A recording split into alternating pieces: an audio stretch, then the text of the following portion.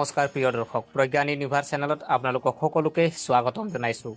আজি আমি লৈ আহিছোঁ, যিহেতু আগষ্ট মাহত আজি আপোনাৰ আৰু কেইদিনমান মাহৰ পিছতে আগষ্ট মাহত আজি আপোনাৰ কন্যা ৰাশিত মংগল গ্ৰহ গোচৰ হ'বলৈ গৈ আছে। আৰু এনে পৰিস্থিতিত কিছুমান ৰাশিৰ আপোনাৰ ভাগ্য সলনি হ'বলৈ গৈ আছে। গতিকে পলম নকৰি আহক আমি ভিডিঅ'ৰ মাজলৈ সোমাই যাওঁ।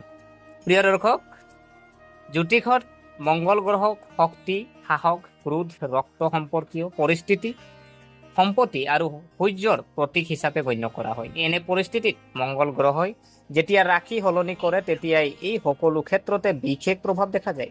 এইবাৰ মংগল গ্ৰহ আগষ্ট মাহত কন্যা ৰাশিত প্ৰৱেশ কৰিবলৈ গৈ আছে, যিটো বুধ গ্ৰহৰ ৰাশি হয়। বুধ আৰু মংগল গ্ৰহৰ সংযোগে কিছুমান ৰাশিৰ বাবে মিশ্ৰিত প্ৰভাৱ পেলাই যদিও এই গোচৰ কিছুমান ৰাশিৰ বাবে অতি উপকাৰী বুলি প্ৰমাণিত হ'ব পাৰে। বিশেষকৈ তিনিটা ৰাশিৰ জাতক জাতিকাৰ এই পৰিৱৰ্তনৰ বাবে আয় বৃদ্ধি, কেৰিয়াৰ বৃদ্ধি আৰু নতুন পৰিকল্পনাত সফলতাৰ প্ৰবল সম্ভাৱনা থাকে। গতিকে জানো আহক কোনবোৰ এই ভাগ্যৱান ৰাশি যাৰ ভাগ্য মংগল গ্ৰহৰ এই গোচৰত সৈতে জিলিকি উঠিব পাৰে। প্ৰিয় দৰ্শক, প্ৰথম ৰাশিটো যদি চোৱা হয় সিংহ ৰাশি। কন্যা ৰাশিত মংগল গ্ৰহৰ প্ৰৱেশ সিংহ ৰাশিৰ জাতক জাতিকাৰ বাবে কঢ়িয়াই আনিছে শুভ ৰাশি। কাৰণ এই গোচৰত আপোনাৰ ৰাশিফলৰ দ্বিতীয় ঘৰ মানে ধন ভাৱ ঘটি আছে, যিটো আয়, সঞ্চয় আৰু পৰিয়ালৰ সৈতে জড়িত।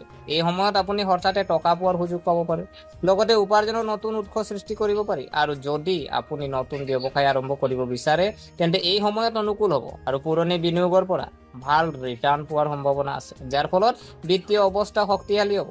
লগতে আপোনাৰ আয়ৰ কিছু অংশ সঞ্চয়ত সফলতাৰ যোগ কৰিব পাৰিব। ইয়াৰ বাহিৰেও সমাজ আপোনাৰ ভাৱমূৰ্তি উন্নত হ'ব আৰু সন্মান বৃদ্ধিৰ লক্ষণ দেখা গৈছে। প্ৰিয় দৰ্শক, ইয়াৰ পিছৰ ৰাশি যদি চোৱা হয় ধনু ৰাশি। এই গোচৰত ধনু ৰাশিৰ জাতক জাতিকাৰ বাবে অতি ইতিবাচক ফলাফল কঢ়িয়াই আনিব পাৰে। আপোনাৰ ৰাশিফল দশম স্থানত মংগল গ্ৰহ গোচৰ হ'ব, যিটো নেকি কেৰিয়াৰ, সুনাম আৰু দক্ষতাৰ ঘৰ বুলি গণ্য কৰা হয়। আৰু এই সময়ছোৱাত নিয়োজিত যিসকল জাতক জাতিকা আছে তেখেতসকলে পদোন্নতি লাভ কৰিব পাৰে আৰু বা নতুন চাকৰিৰ প্ৰস্তাৱ আহিব পাৰে। আৰু উন্নত সুযোগ হিচাপে এই সময়ত ব্যৱসায় কৰা যিসকল জাতক জাতিকা আছে তেখেতসকলৰ বাবেও লাভজনক হ'ব। নতুন চুক্তি, অংশীদাৰিত্ব বা ব্যৱসায় সম্প্ৰসাৰণৰ বাবে আপুনি উন্নত সুযোগ পাব পাৰে। কৰ্মক্ষেত্ৰত আপোনাৰ সিদ্ধান্ত শক্তিশালী হ'ব আৰু আত্মবিশ্বাসো বাঢ়িব, যাৰ ফলত প্ৰতিযোগিতাত আপুনি আগবাঢ়ি থাকিব। প্ৰিয় দৰ্শক, ইয়াৰ পিছৰ ৰাশি যদি চোৱা হয় মীন ৰাশি। মীন ৰাশি যিসকল জাতক জাতিকা আছে আপোনালোকৰ কাৰণে কি ফলাফল লৈ আছে জানো আহকচোন। প্ৰিয় দৰ্শক, যদি চোৱা হয় মীন ৰাশিৰ জাতক জাতিকাৰ বাবে মংগল গ্ৰহৰ এই গোচৰত সপ্তম স্থানত ঘটি আছে, যিয়ে নেকি বিবাহিত জীৱন আৰু ব্যৱসায়ী সহযোগিতাৰ ইংগিত দিয়ে। আৰু এই সময়ত আপুনি আপোনাৰ পত্নীৰ পৰা সম্পূৰ্ণ সমৰ্থন পাব আৰু তেওঁৰ কেৰিয়াৰৰ অগ্ৰগতিও দেখা পাব পাৰে। যদি আপুনি কাৰোবাৰ সৈতে অংশীদাৰিত্বৰে ব্যৱসায় কৰি আছে তেন্তে এই সময় লাভজনক বুলি প্ৰমাণিত হ'ব পাৰে।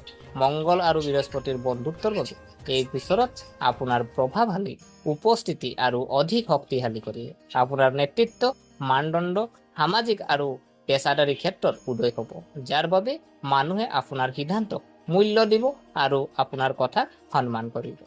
প্ৰিয় দৰ্শক, গতিকে আশা কৰিছোঁ আপোনালোকে ভিডিঅ'টো চাই ভাল পালে। যদি এই ভিডিঅ'ই আপোনাক কিঞ্চিত মানুহ লাভান্বিত কৰিছে তেনেহ'লে লাইক কৰিব আৰু যিমান পাৰে আপোনালোকে ভিডিঅ'টো শ্বেয়াৰ কৰিব। আৰু যদিহে আপোনালোকে আমাৰ চেনেলটো যদি ছাবস্ক্ৰাইব কৰা নাই, অনুগ্ৰহ কৰি ছাবস্ক্ৰাইব কৰি আমাক উৎসাহিত কৰিব বুলি আশা থাকিলে পুনৰ লগ পোৱাৰ প্ৰতিশ্ৰুতিৰে আজিলৈ আমি বিদায় মাগিলোঁ। ধন্যবাদ।